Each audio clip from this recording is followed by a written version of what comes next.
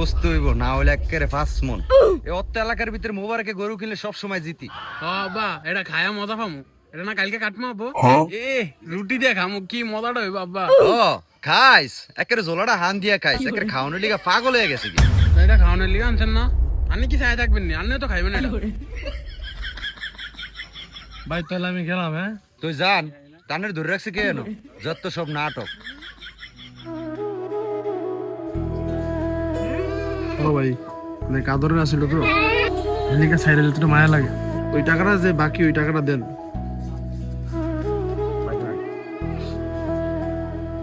আরে ভাই একটা নাটক শুরু করে দিয়েছেন, জান জান গরু লয়ে যান, জান লয়ে যান। এই বাংশুটা দে, কান্দা গাড়ি শুরু করে দিয়েছেন একেবারে, তাহলে বেচতেন কি এতেন? হ্যাঁ ভাই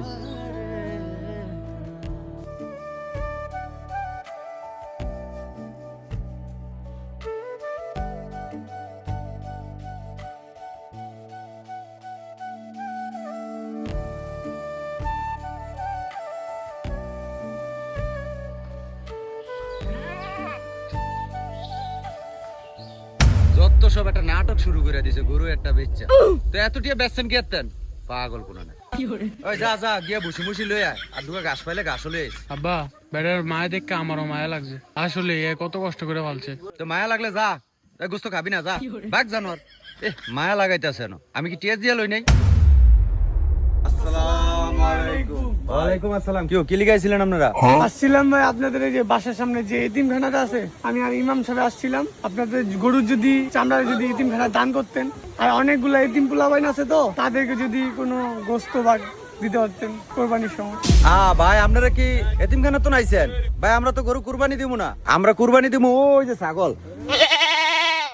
কুরবানি দিলে ভাই চামড়াটা দিতাম মনে করে, এমনি ফোলাফাইন এটা কাটটা কুটটা খাইবো আর কি দিন।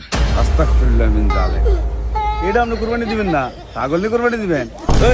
অস্তাক ফুরিল্লা ফইরা যে একের উল্টিয়া মুলটিয়া লাইতাছেন, আপনি কি আমার বেজ্জতি করতেছেন নাকি? হাদিসে কি আছে একের বড় গরুই কুরবানি দিতে হইব? কুরবানি একটা দিলেই হয়। আর আপনারা মনে করেন যে এদুর ছাগল একটা কুরবানি দিলে কদ্দুর গোস্ত পাবো, আর আমরা করে কি দিবো আর আমরাই কি নিমু? আমগো আত্মীয় স্বজন আছে না?